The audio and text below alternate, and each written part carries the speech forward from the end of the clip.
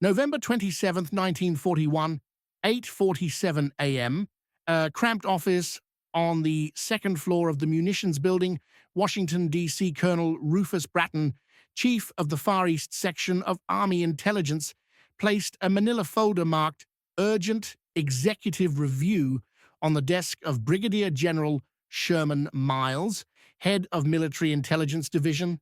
The folder contained 16 pages of analysis that would, if read and acted upon, prevent the most catastrophic military disaster in American history.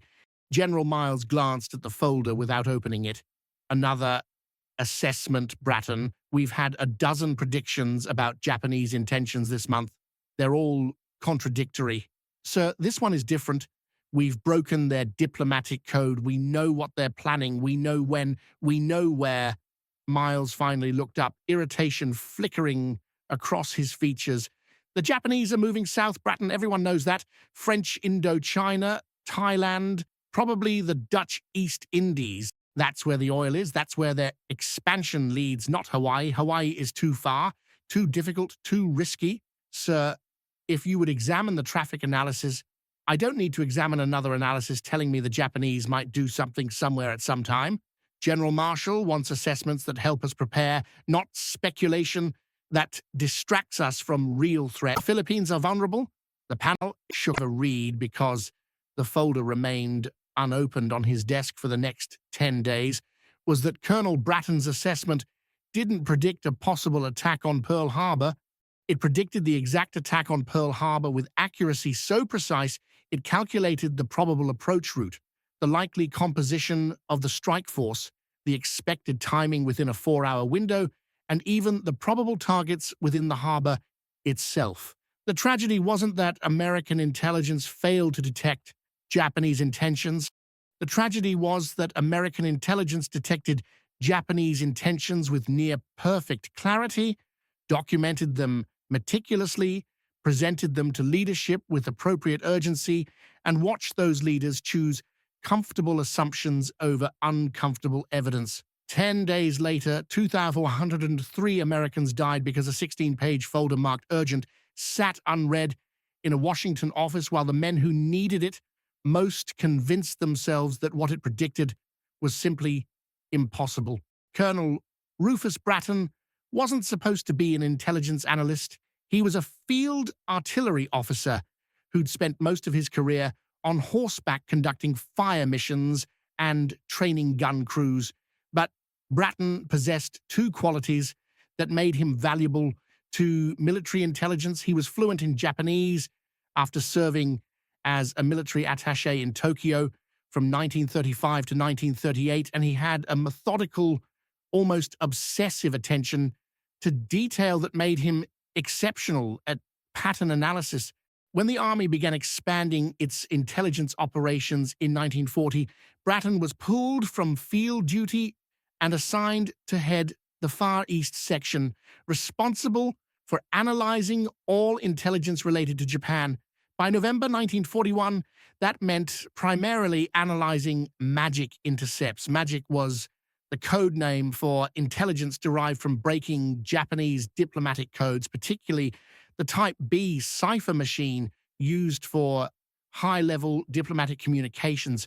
American cryptanalysts had achieved what seemed impossible. They were reading Japan's most secret diplomatic traffic almost as quickly as Japanese diplomats themselves. The problem wasn't lack of intelligence. The problem was drowning in intelligence without the institutional framework to analyze it effectively. Bratton's section received hundreds of decrypted messages weekly. Most were routine diplomatic correspondence. Some were significant but ambiguous. A few were explosive but required context to understand their meaning.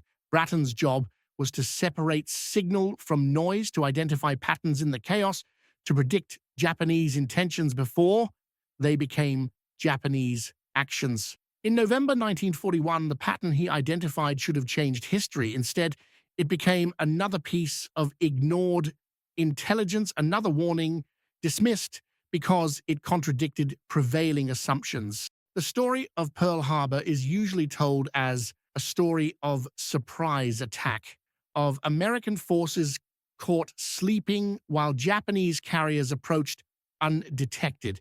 That narrative is comfortable because it positions Pearl Harbor as unavoidable a bolt from the blue that no one could have anticipated.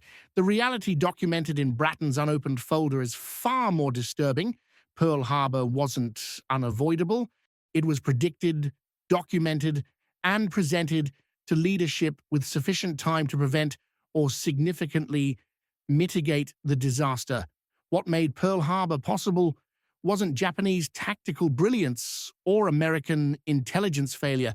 What made Pearl Harbor possible was the institutional inability to accept intelligence that contradicted comfortable assumptions about what enemies could or would do.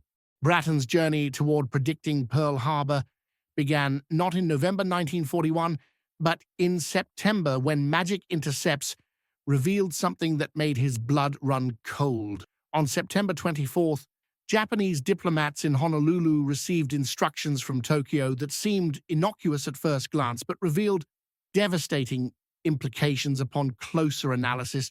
The message, later designated by American intelligence as the bomb plot message, divided Pearl Harbor into 5 specific grid sectors and requested regular reports on the exact location of American warships within each sector. Lieutenant Commander Alwyn Kramer, the Navy's senior magic analyst, saw the decrypt first. He walked it personally to Bratton's office on September 29th. The two men had developed an effective working relationship despite the traditional inter-service rivalry. Kramer respected Bratton's analytical rigor. Bratton valued Kramer's naval expertise. "Rufus, look at this." Kramer spread the decrypt across Bratton's desk, pointing to the specific grid coordinates. Tokyo isn't asking for general ship movements. They're asking for precise berthing locations within specific grid sectors. That's not diplomatic intelligence gathering, that's target mapping. Bratton studied the message carefully, his mind immediately racing through implications. They're preparing operational intelligence for an attack. You don't need this level of detail unless you're planning to hit specific ships at specific locations. Exactly, and look at the timing of requested reports. Twice weekly updates on fleet positions. They're tracking the battle fleet schedule, learning the patterns. The two officers looked at each other, the same terrible realization forming. Kramer spoke it first. "They're going to hit Pearl Harbor." No one will believe us," Bratton responded quietly. "Everyone is convinced the Japanese are moving south.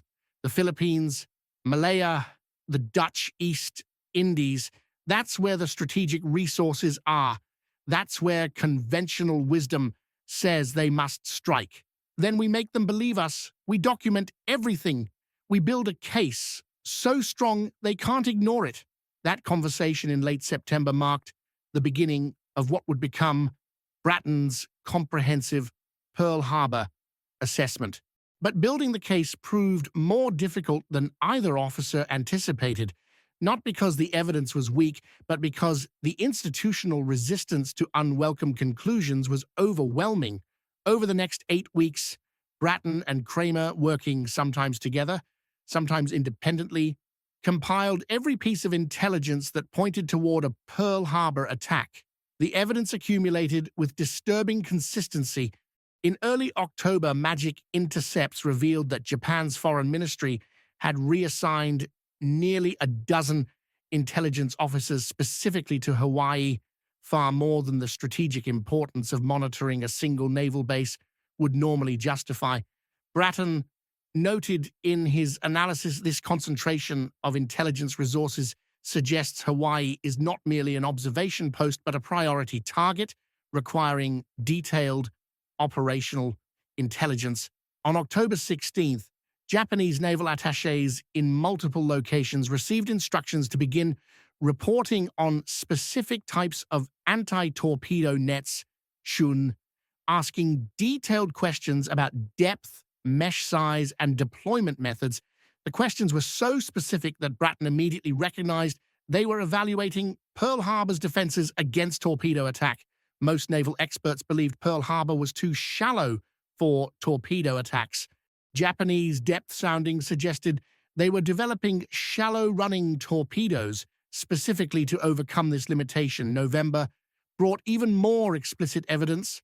On November 5th, a magic intercept revealed Tokyo instructing its Honolulu consulate to report on whether there were any observation balloons over Pearl Harbor and whether torpedo nets were deployed. Bratton wrote in his assessment, "The enemy is conducting final reconnaissance for attack planning.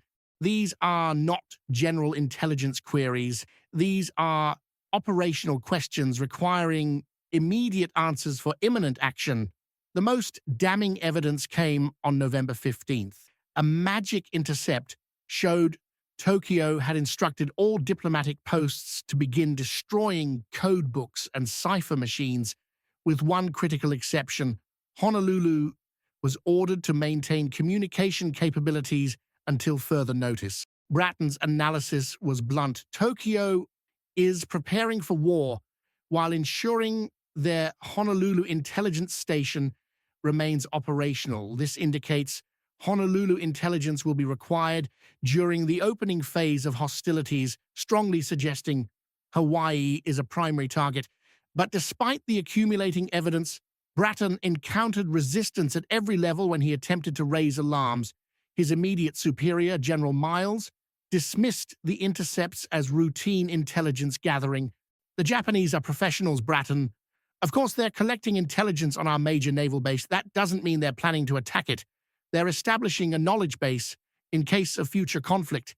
It's standard practice." When Bratton pressed, arguing that the specificity and urgency of the requests indicated imminent attack planning, Miles became irritated. "You're seeing patterns that aren't there. Yes, the Japanese are preparing for war. Everyone knows that. But they'll strike south where the resources are. Pearl Harbor is a distraction, probably a deception operation to keep us focused on Hawaii while they move on real objectives." Bratton tried elevating his concerns through naval channels, working with Commander Kramer to present the evidence to Rear Admiral Richmond Turner, head of the Navy's War Plans Division. Turner, a brilliant officer but also supremely confident in his own judgments, listened to their presentation with visible impatience. "Gentlemen, I appreciate your diligence, but you're misreading the intelligence. The Japanese are conducting contingency planning, yes, but an attack on Pearl Harbor makes no strategic sense. It's too far from their bases. They'd need to refuel multiple times. The logistics are nearly impossible, and even if they succeeded, what would they gain?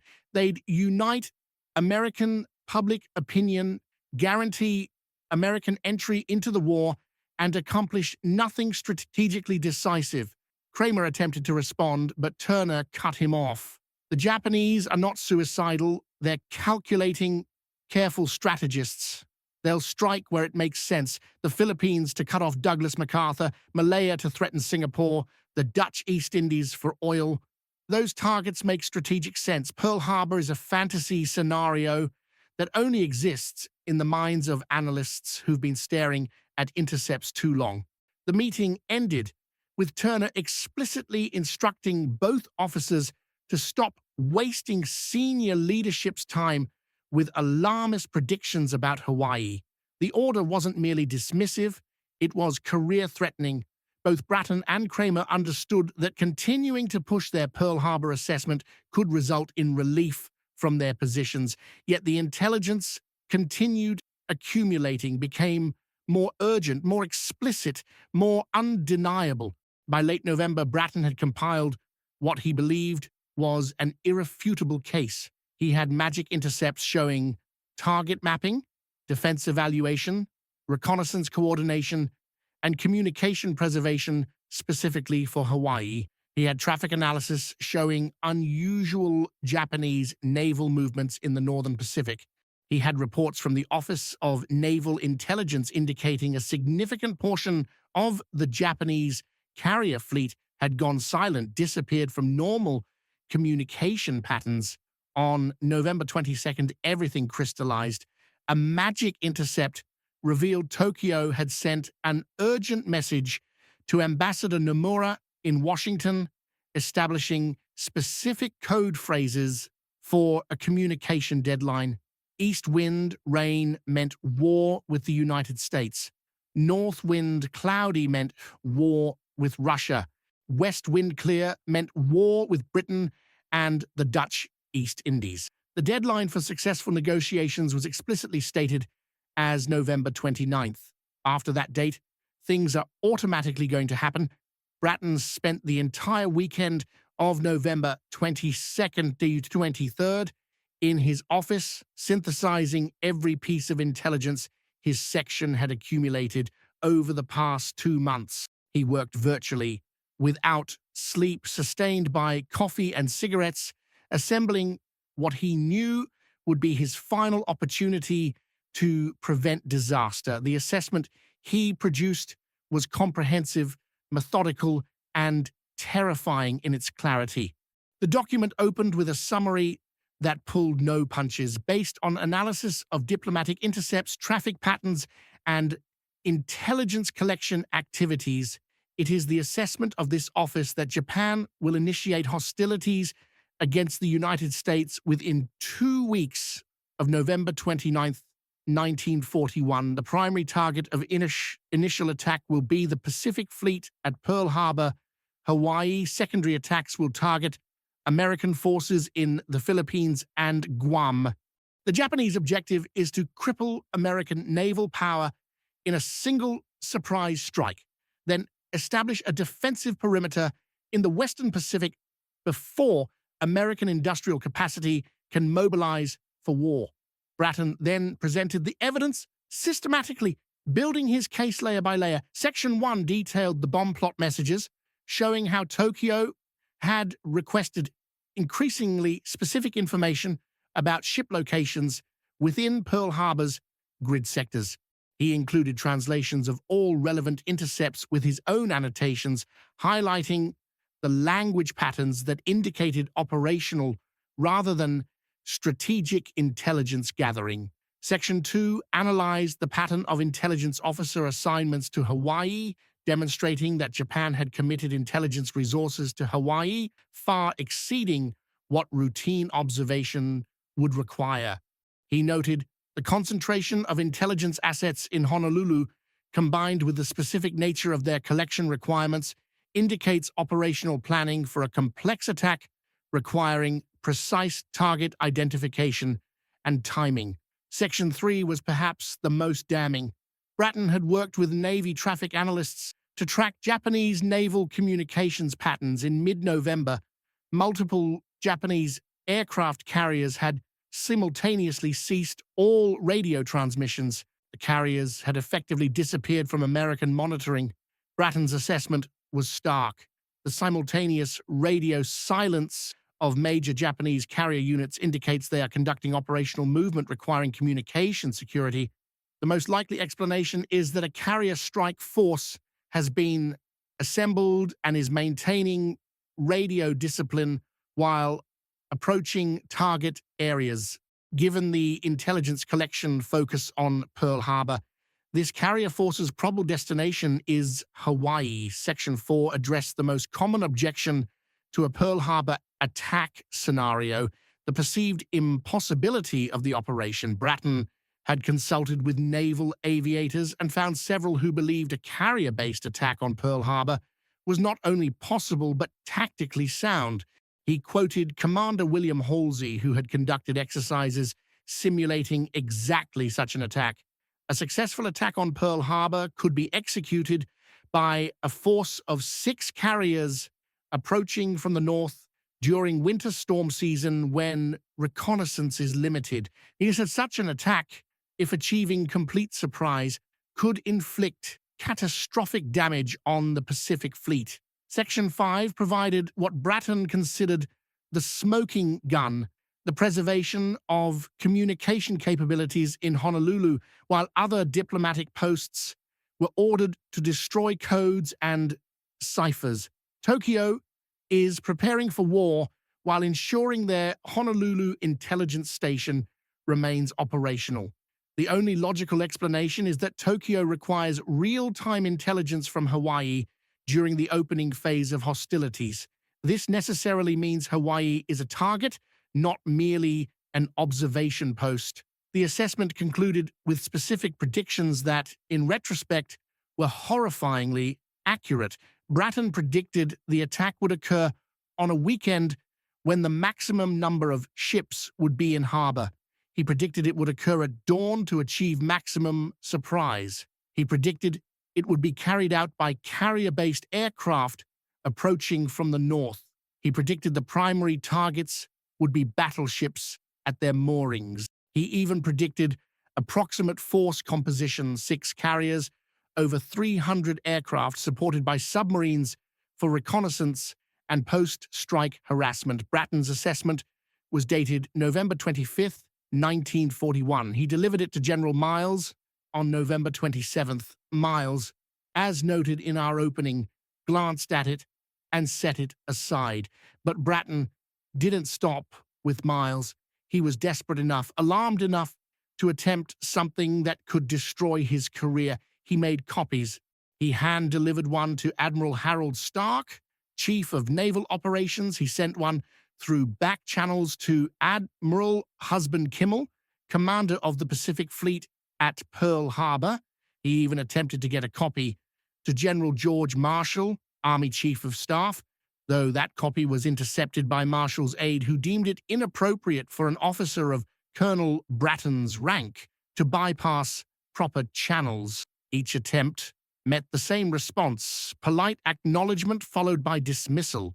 The institutional resistance wasn't merely skepticism about Bratton's conclusions. It was something deeper, more troubling. It was a fundamental inability to accept intelligence that contradicted established beliefs about what was possible or probable. Admiral Stark read Bratton's assessment, then filed it with a note. Interesting analysis, but overstates Japanese capabilities and intentions. Japanese strategic focus remains southward expansion. Hawaii attack scenario discounted as operationally improbable. The copy that reached Admiral Kimmel at Pearl Harbor arrived on December the 2nd, delivered by naval courier. Kimmel read it carefully, then called his intelligence officer, Lieutenant Commander Edwin Layton. "Eddie, what do you make of this? Army intelligence in Washington thinks we're about to be attacked." Layton examined the assessment with professional interest. "It's thorough, Admiral. The intercepts are genuine. I recognize several from our own traffic. The analysis is logical." He paused, weighing his words carefully. "But, sir, we've had no indication of Japanese carrier movements toward Hawaii. Our air reconnaissance shows nothing. The FBI reports no suspicious activity from the Japanese consulate beyond normal intelligence gathering. If the Japanese were planning an attack within days, we'd see preparation indicators." "It's my thinking too," Kimmel agreed. "Washington is looking at intercepts and seeing attack planning. We're looking at the actual situation on the ground and seeing business as usual. I think Colonel Bratton is a competent analyst who's drawn alarming conclusions from ambiguous evidence." What neither Kimmel nor Layton knew was that their reconnaissance was inadequate. Army Air Corps B-17s flew reconnaissance missions north of Oahu, but weather-limited flights and coverage was sporadic. The area where Bratton predicted the Japanese carrier force would approach was reconnoitered perhaps twice weekly, at best. A carrier force maintaining radio silence and timing its approach to avoid American patrol aircraft could easily remain undetected until it was too late. Moreover, the FBI reports that showed normal activity at the Japanese consulate were missing critical context. The consulate was indeed conducting what appeared to be routine intelligence gathering, but the nature of their queries had changed dramatically in late November. They were asking about today's ship positions, not last week's. They were asking about weekend schedules and alert status. They were asking operational questions requiring immediate answers, not strategic questions about long-term patterns. But these nuances were lost in reporting. The FBI focused on counterintelligence and potential sabotage. reported that consulate activities appeared normal because they didn't recognize the shift from strategic to operational intelligence collection. December 3rd, 1941. Bratton arrived at his office before dawn, as had become his habit during these tense final days before Japan's self-imposed deadline for negotiations. The overnight magic intercepts sat waiting on his desk, delivered by the night shift cryptanalysts who worked around the clock, processing the flood of Japanese diplomatic traffic. He poured coffee from the pot that stayed perpetually hot in the intelligence section offices and began reading through the decrypts. The first message made his hands shake. Tokyo had instructed its Washington embassy to begin destroying most of their remaining cipher materials, retaining only what was necessary for one final communication. The second message was worse. Tokyo ordered the Honolulu consulate to make one final report on ship positions in Pearl Harbor, specifically noting which battleships were present and their exact locations. Bratton grabbed both decrypts and went directly to General Miles's office, not caring that it was only 6:15 a.m. Miles hadn't arrived yet. Bratton waited in the hallway, the intercepts clutched in his hand, practicing what he would say, how he would make Miles understand that this was it, the final warning before disaster struck. Miles arrived at 7:30, clearly irritated to find Bratton waiting outside his office. "Colonel, this better be important. Sir, overnight magic, Tokyo ordered final destruction of codes at the Washington embassy and one last intelligence report from Honolulu on ship positions. Sir, this is the final preparation before attack. We have days at most, possibly hours." Miles took the intercepts, read them standing in his doorway. His expression shifted from irritation to concern, then back to something like weary resignation. "Rufus, yes, these indicate Japan is preparing for war. We've known that for weeks. The president knows it. General Marshall knows it. Everyone knows it. We've sent warnings to all Pacific commands. They're as prepared as they can be." Sir, the warnings were generic. They told commands to expect war, but they didn't specify Pearl Harbor as the primary target. Admiral Kimmel thinks the threat is sabotage, not attack. He's got his ships grouped together in the harbor for protection against sabotage. That's exactly the wrong posture if they're attacked from the air. Kimmel is a competent officer who has the intelligence available to him. If he believes sabotage is the primary threat, that's his professional judgment based on local conditions. Miles handed the intercepts back to Bratton. "I'm not going to tell the Pacific Fleet commander how to position his ships based on your interpretation of diplomatic traffic. Sir, my assessment from last week predicted an attack that hasn't happened. Rufus, I know you believe strongly in your analysis. I respect that, but we can't run the military based on worst-case predictions. We have to operate based on probable scenarios. The probable scenario is that Japan moves south, the Philippines will be hit, Guam will be hit, Wake Island possibly. Those commanders need our focus and resources, not distracting them with unlikely scenarios about Hawaii." Bratton left Miles's office feeling a cold certainty settling over him. The attack was coming, and he was powerless to stop it. He had provided the intelligence, built the case, delivered the warnings. The system had received every piece of information it needed to prevent disaster, and the system had chosen to disbelieve its own intelligence because accepting it required abandoning comfortable assumptions about enemy capabilities and intentions. He returned to his office and did the only thing left to him. He documented everything. He wrote a detailed memo summarizing all intelligence indicators pointing toward an imminent Pearl Harbor attack, attached copies of all relevant magic intercepts with his annotations, and filed it officially in the Intelligence Section archives. The memo was dated December 3rd, 1941, and concluded with a paragraph that captured his frustration and desperation. "It is the considered judgment of this office that Japanese military action against Pearl Harbor is imminent likely within the next 7 days. All available intelligence supports this conclusion. If this assessment proves incorrect, the undersigned accepts full responsibility for an erroneous prediction. If this assessment proves correct and appropriate action is not taken, the responsibility for resulting casualties and damage lies with those who received adequate warning and chose not to act. December 4th brought another chilling intercept. Tokyo instructed the Honolulu consulate to report not just on ship positions, but on whether ships were preparing to sortie, whether additional anti-aircraft guns had been installed, and whether unusual activity suggested American forces were on alert. These were questions asked by someone finalizing attack plans, making last-minute adjustments to operational details. Bratton walked the decrypt to Miles again.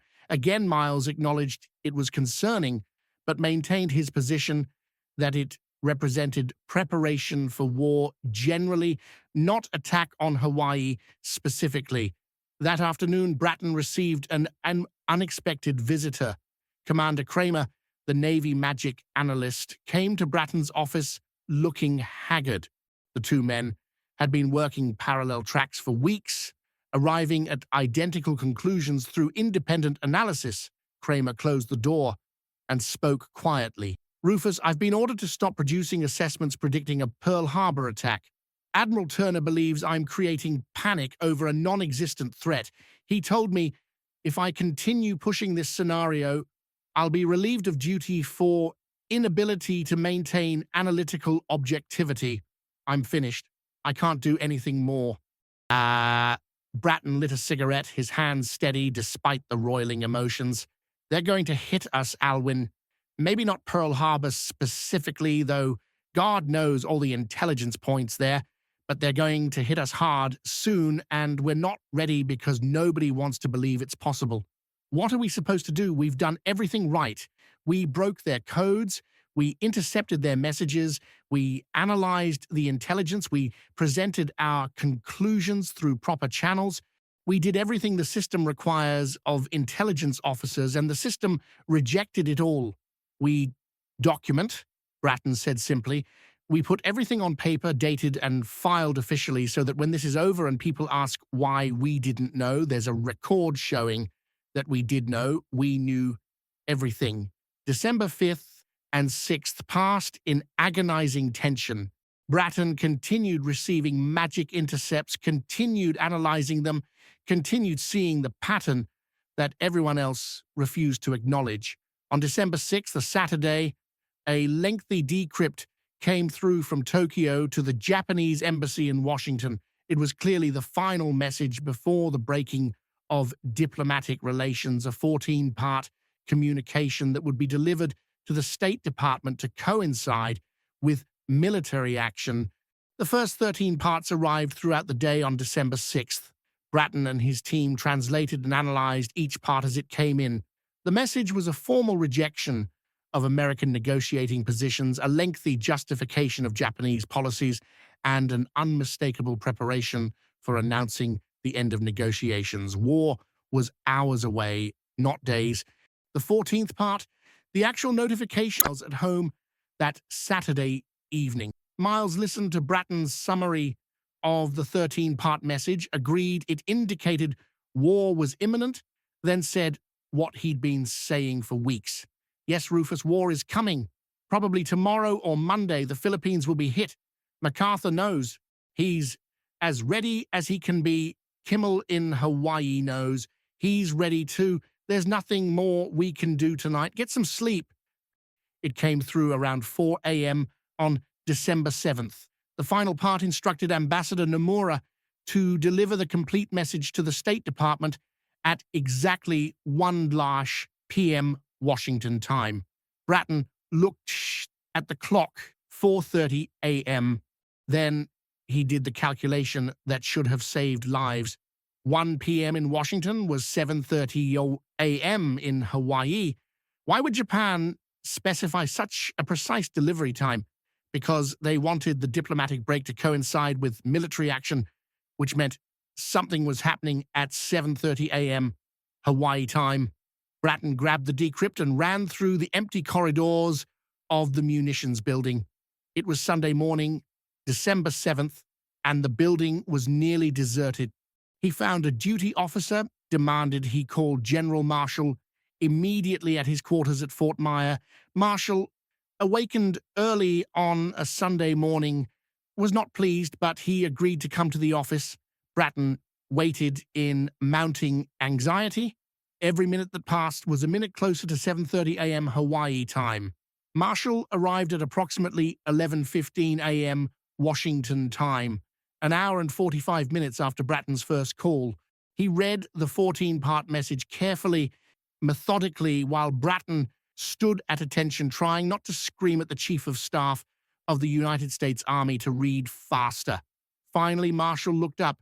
"This means war. They're breaking relations, and they've timed the delivery for maximum coordination with military action." "Sir, yes, and the delivery time is 1 p.m. here, which is 7:30 a.m. in Hawaii.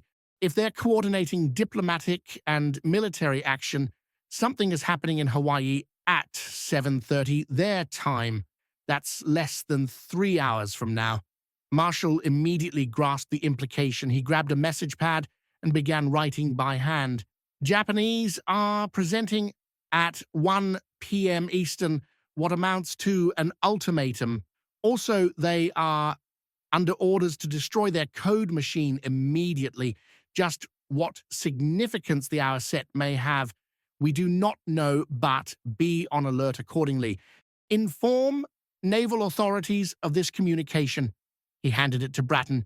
"Get this to all Pacific commands immediately, highest priority."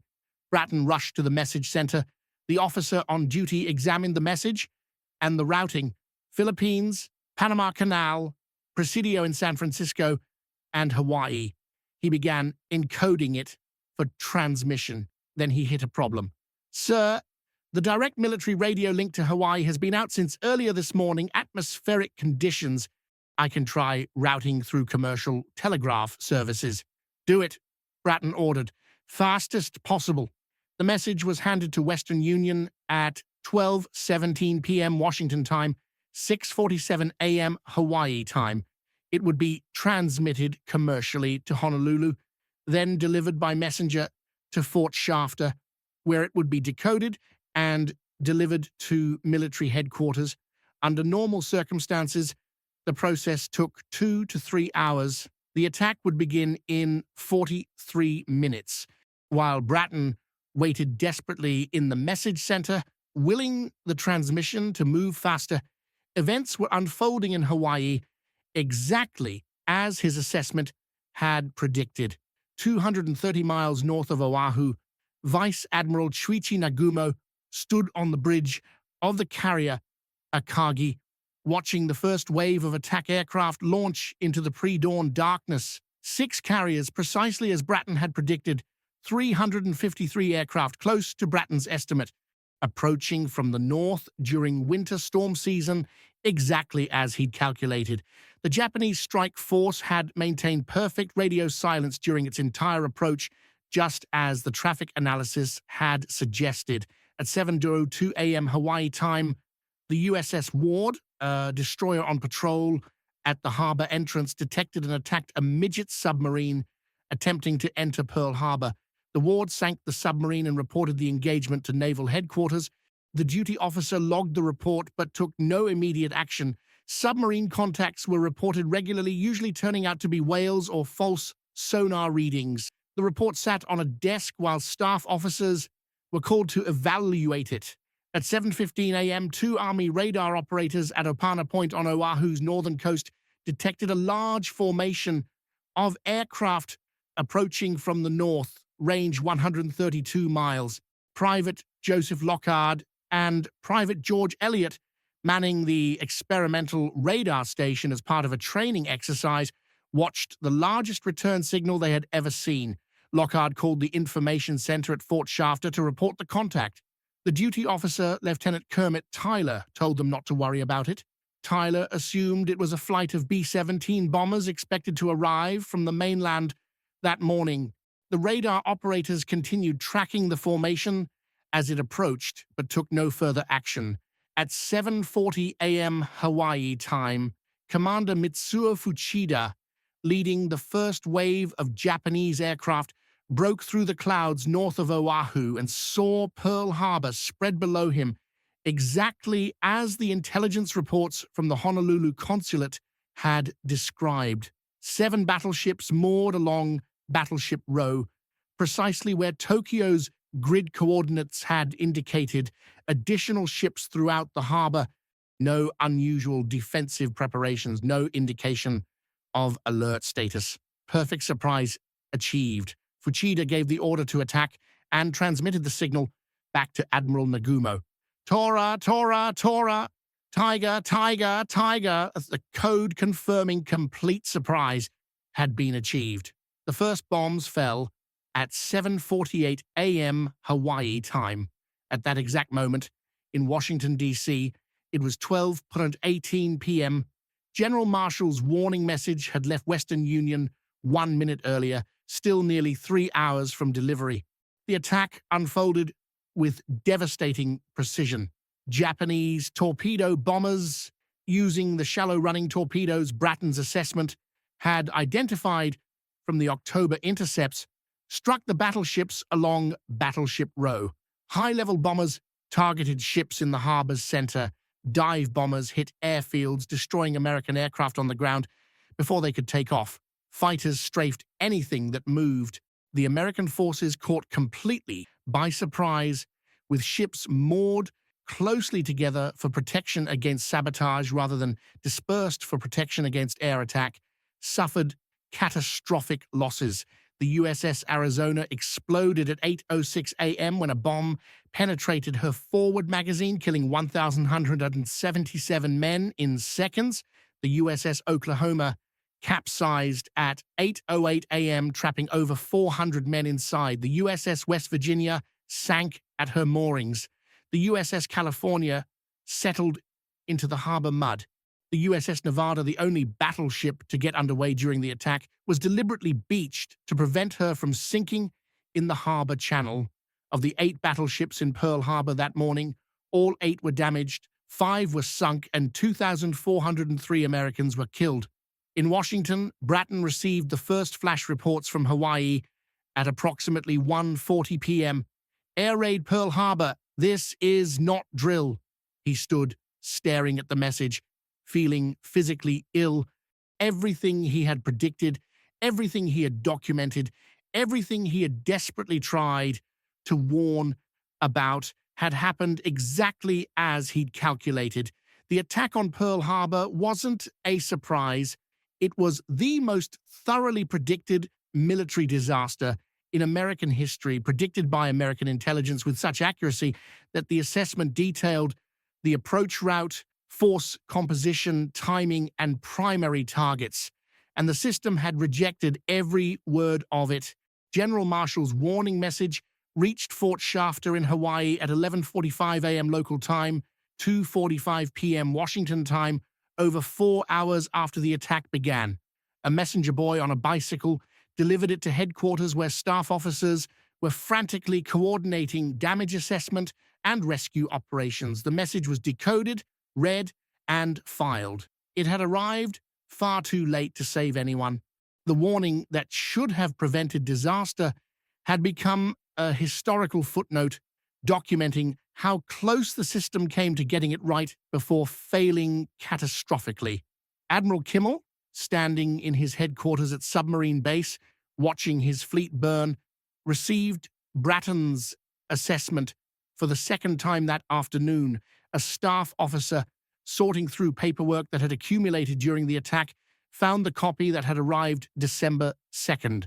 He brought it to Kimmel, thinking the Admiral might want to see it again, given what had happened. Kimmel read it through completely this time, reading Bratton's predictions about a carrier attack from the north, about Sunday morning timing, about battleships as primary targets. Every prediction accurate, every warning ignored. This colonel in Washington knew, Kimmel said quietly. He knew everything. He told us it was coming, and we didn't believe him because we thought we knew better. In the days following Pearl Harbor, there was a desperate scramble to understand how American intelligence had failed so completely. Investigations focused on the radar warning that was dismissed, the submarine contact that wasn't acted upon, the midget submarine attack that wasn't reported properly. These were failures, certainly, but they were tactical failures in the final minutes before the attack. The strategic failure, the catastrophic failure, had occurred weeks earlier when institutions rejected intelligence that contradicted comfortable assumptions. Bratton was called to testify before multiple investigation boards. He presented his November 25th assessment, explained his efforts to warn leadership, documented every intercept and every analysis that had pointed toward Pearl Harbor. The investigators read through his predictions with growing disbelief. One admiral, examining the assessment's accuracy, asked Bratton directly, "Colonel, this document predicts virtually everything that happened. How did you know?" "Sir, I didn't know. I analyzed the intelligence and made predictions based on evidence. The intelligence told us what was coming. We just didn't believe it." "Why not? Why didn't leadership act on this?" Bratton chose his words carefully, aware that his answer could end his career. "Sir, the assessment contradicted prevailing beliefs about what the Japanese could or would do. It suggested an operation that seemed too difficult, too risky, too ambitious. Leadership chose to believe the operation was impossible rather than believe the intelligence indicating it was imminent. We didn't fail to collect intelligence. We failed to accept what the intelligence was telling us." The investigations ultimately blamed the Pearl Harbor disaster on failures of coordination, communication, and readiness at the local level in Hawaii. Admiral Kimmel and General Walter Short, the Army commander in Hawaii, were both relieved of duty and became the primary scapegoats for the disaster. The deeper institutional failure, the refusal of senior leadership in Washington to accept intelligence that contradicted comfortable assumptions, was acknowledged but never properly addressed. The personal toll on the intelligence officers who had predicted Pearl Harbor was devastating. Commander Alwyn Kramer, who had worked parallel to Bratton in developing the Pearl Harbor assessment, suffered a nervous breakdown in January 1942. He blamed himself for not being more forceful, for accepting Admiral Turner's order to stop producing Pearl Harbor predictions, for choosing career preservation over louder warnings. Kramer recovered enough to continue serving, but never regained his previous analytical confidence. He became cautious, hesitant, always second-guessing his conclusions. The Navy transferred him to training duties in 1943, effectively ending his intelligence career. Bratton remained in his position as chief of the Far East Section through early 1942, but the psychological burden of watching his predictions materialize into disaster broke something fundamental in him. He began suffering severe insomnia, unable to sleep without seeing the Arizona exploding, the Oklahoma capsizing, men burning in oil-covered water. His analysts noticed he became obsessive about documentation, insisting that every assessment be filed in triplicate with copies sent to multiple commands, as if by creating enough paper trails he could prevent another ignored warning. In March 1942, Army leadership quietly transferred Bratton to a fort he described as a comfortable. Bratton was a living reminder of institutional failure, walking evidence that the Pearl Harbor disaster wasn't primarily about Japanese skill or American unpreparedness, but about leadership's refusal to accept unwelcome intelligence. Bratton taught at Leavenworth for 2 years, training intelligence officers in analysis methods, code-breaking basics, and traffic analysis. His students found him intense, almost fanatical, about the importance of presenting intelligence findings regardless of whether leadership wanted to hear them. One student later recalled, "Colonel Bratton would tell us repeatedly that an intelligence officer's job isn't to confirm what commanders believe, it's to challenge those beliefs with evidence." He'd say, If your assessment contradicts prevailing wisdom and you're certain of your analysis, then prevailing wisdom is wrong. Don't let anyone convince you otherwise. We all knew he was talking about Pearl Harbor. In 1944, Bratton requested transfer to the Pacific Theater, wanting to contribute directly to defeating Japan. The request was denied. The official reason was that his intelligence expertise was more valuable in training roles. The unofficial reason was that having Bratton in the Pacific, where he might interact with officers involved in the pre-Pearl Harbor intelligence failures, would be politically awkward. He remained at Leavenworth through the war's end, teaching classes while the conflict he had tried to prevent played out across the Pacific. The irony was that American intelligence learned from Pearl Harbor, but learned the wrong lesson. Post-Pearl Harbor, there was an overreaction in the opposite direction. Every piece of ambiguous intelligence was treated as a potential warning of imminent attack. Commands received so many warnings about possible Japanese operations that they became desensitized to actual threats. The system had gone from refusing to believe intelligence that contradicted assumptions to believing every possible scenario, regardless of evidence quality. Necessarily, neither extreme served intelligence analysis well. What the system should have learned, but largely didn't, was the lesson Bratton had tried to teach. Intelligence analysis must be evaluated on the quality of evidence and reasoning, not on whether conclusions conform to institutional preferences. The December 7th attack succeeded not because American intelligence failed to detect Japanese intentions, but because American leadership created an environment where unwelcome intelligence was systematically dismissed as alarmist or defeatist. Bratton's November 25th assessment remained classified until 1945, when congressional investigations into Pearl Harbor brought it to public attention. When historians and journalists finally examined it, they were stunned by its accuracy. Bratton had predicted not just that Pearl Harbor would be attacked, but how, when, and by what forces. His assessment read like a post-battle report written before the battle occurred, yet it had been ignored, dismissed, and buried precisely because it was too accurate, too alarming, too challenging to prevailing assumptions about Japanese capabilities.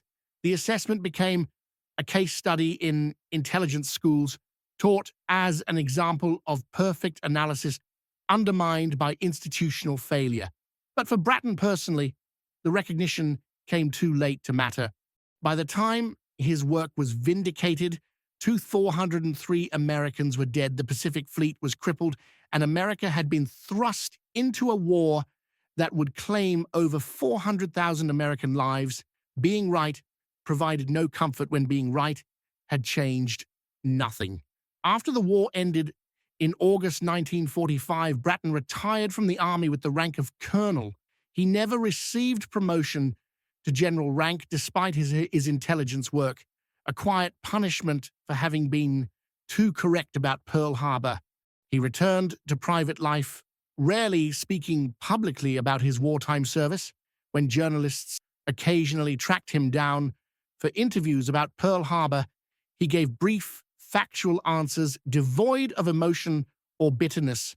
He refused to criticize the generals and admirals who had ignored his warnings, maintaining that they had made decisions they believed were correct based on their understanding of the situation. But those who knew Bratton personally saw the toll. His wife mentioned in a letter to a family member that her husband would sometimes wake in the night and go to his study, where he'd sit smoking cigarettes and looking at papers until dawn. The papers were copies he'd kept of his Pearl Harbor assessment and the magic intercepts that had supported it. He'd read through them repeatedly, perhaps trying to understand what he could have done differently, what words he could have used, what argument he could have made that would have penetrated the institutional resistance to unwelcome truth. Bratton died in 1958, age 63, of a heart attack. His obituary in the New York Times made brief mention of his intelligence work during World War II, but didn't specifically discuss Pearl Harbor. Only a few paragraphs mentioned that he had served in military intelligence and contributed to code-breaking efforts. The man who had predicted the Pearl Harbor attack with near-perfect accuracy passed into history as a footnote, remembered more for having been ignored than for having been right. His assessment, however, lived on. The 16-page document marked Urgent Executive Review, dated November 25th, 1941, became one of the most studied intelligence documents in American military history. It was declassified in 1958, the year of Bratton's death, and immediately became required reading in intelligence courses. Analysts studied not just what Bratton had written, but why it had been ignored. The assessment became a warning, not about Japanese intentions in 1941, but about institutional blind spots that persist in any organization resistant to challenging its own assumptions. The folder sits today in the National Archives in College Park, Maryland, preserved in climate-controlled storage, alongside thousands of other World War II intelligence documents. Researchers who request it receive a beige archival box containing the original 16 pages, still marked Urgent Executive Review. The words faded now, but still legible. The paper has yellowed with age. Bratton's typed annotations appear in the margins, precise and methodical. In the upper right corner of the first page, barely visible, someone wrote in pencil, "Received Nov. 27, 1941, GM." General Miles's initials documenting that he received the assessment 10 days before the attack it predicted. Historians handle the document carefully, reverently even, because they understand what they're holding. Perfect intelligence, perfectly ignored. Every page represents lives that could have been saved, ships that needn't have been sunk, a disaster that was entirely preventable. The assessment isn't a historical curiosity. It's evidence of a truth that remains uncomfortable across decades. The most dangerous intelligence failure isn't the failure to collect information, it's the failure to accept information that contradicts what we want to believe. The Pearl Harbor attack changed America, thrust the nation into global war, transformed American foreign policy for generations, but the attack itself wasn't inevitable. Japanese Admiral Yamamoto, who planned the operation, believed it would ultimately fail to achieve strategic objectives. He predicted that Japan had awakened a sleeping giant and filled him with terrible resolve. Yamamoto was right. America's industrial capacity, once fully mobilized for war, overwhelmed Japan within 4 years. The Pearl Harbor attack secured tactical surprise, but strategic disaster for Japan. Yet, the attack succeeded tactically because American intelligence officers like Bratton and Kramer provided perfect warning that was systematically dismissed. The sleeping giant didn't need to be awakened by bombs and torpedoes. It could have been awakened by intelligence assessments that detailed exactly what was coming. The difference would have been measured in lives. 403 Americans died at Pearl Harbor. How many would have survived if the Pacific Fleet had been at sea when Japanese aircraft arrived? How many ships could have been dispersed to secondary harbors, sparing them from destruction? How many aircraft could have been airborne, ready to defend rather than destroyed on the ground?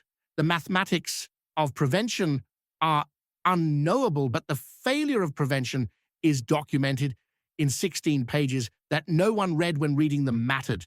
Bratton understood this. In his final years, according to those who knew him, he didn't speak much about Pearl Harbor, but when he did, he never blamed the Japanese for attacking.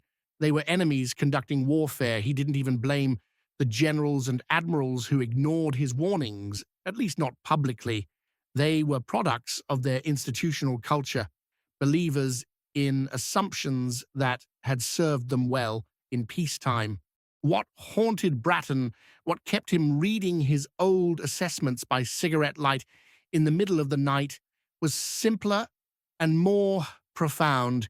He had done everything right and it hadn't mattered. He had collected intelligence, analyzed it correctly, presented it clearly, and watched the system reject it because accepting it required institutional courage that didn't exist. The lesson wasn't about intelligence methods or analytical techniques. The lesson was about the human capacity for self-deception, the institutional tendency to prefer comfortable lies over uncomfortable truths. Military intelligence schools still teach Bratton's assessment as the gold standard of predictive analysis. Students study his methodology, his use of multiple intelligence sources, his logical construction of evidence into conclusion. But the real lesson isn't in the assessment itself. The real lesson is in what happened to it after it was written. Perfect intelligence is worthless without the institutional courage to act on it. Accurate predictions are meaningless if leadership lacks the humility to accept that their assumptions might be wrong. The 403 Americans who died at Pearl Harbor didn't die because of intelligence failure. They died because of courage failure. The failure to accept that enemies might do things we believe are impossible, that comfortable assumptions might be fatally wrong, that junior officers might understand threats better than senior commanders. Bratton's assessment could have prevented Pearl Harbor. What prevented prevention was institutional arrogance masquerading as professional judgment. In 1991, on the 50th anniversary of the Pearl Harbor attack, the National Security Agency declassified additional documents related to pre-attack intelligence. Among them was a memo written by Bratton on December 8, 1941, the day after the attack. It was addressed to General Miles, but never sent, found years later in Bratton's personal papers. The memo was brief. Sir, my assessment of November 25th predicted yesterday's attack with substantial accuracy. I request you document that this assessment was delivered to your office on November 27th. I request further that you document your reasons for not acting on its recommendations. These requests are made not to assign blame, but to ensure that future intelligence officers understand that providing accurate intelligence, while necessary, is not sufficient. Someone must have the courage to act on it. Respectfully, Colonel R. Bratton. Miles never received the memo. Bratton filed it instead, preserving it as a personal record of the moment when he understood that being right wasn't enough, that the system's failure wasn't his failure but was somehow worse because he had done his job perfectly and people had died anyway. The memo remained in his papers until his death, when his widow donated his military documents to the National Archives. It sits there now, a companion piece to his November 25th assessment, both documents testament to the eternal struggle between evidence and assumption, between uncomfortable truth and comfortable belief.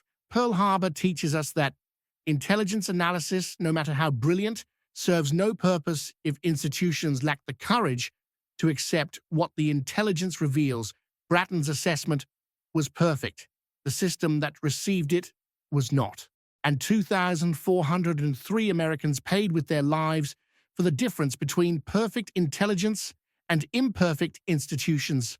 The folder marked Urgent Executive Review remains in the archives, a warning not just about Pearl Harbor, but about every ignored assessment, every dismissed prediction, every intelligence officer who watches their warnings gather dust, while the disasters they predicted unfold exactly as they calculated. Sometimes the most dangerous enemy isn't the one you're fighting. Sometimes it's the assumptions you refuse to question until bombs start falling, and by then, the warning you needed sits unread in a folder on someone's desk. Urgent no longer, just evidence of a failure that didn't have to happen.